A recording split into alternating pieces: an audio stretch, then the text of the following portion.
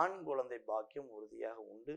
குரு பகவான் உங்களுடைய ராசிக்கு 5ஆம் இடத்தை தன்னுடைய 9ஆம் பார்வை மூலமாக பார்ப்பது மூலமாக உறுதியாக ஆண் குழந்தை பிறப்பதற்கான வாய்ப்பு சூழ்நிலைகள் உண்டு.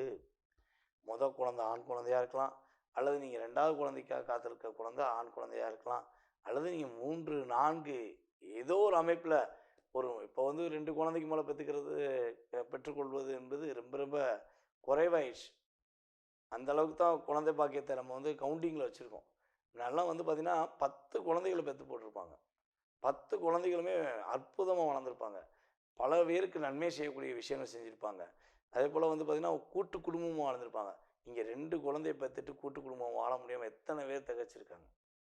2 குழந்தை பெற்றெடுத்துட்டு அம்மா அப்பா இன்னும் ஆசிரமத்திலும் அநாத இல்லங்களிலும் ரோட்டோரமாக உட்கார வேண்டிய சூழ்நிலை எத்தனை இடங்கள் இப்போ நடக்குது.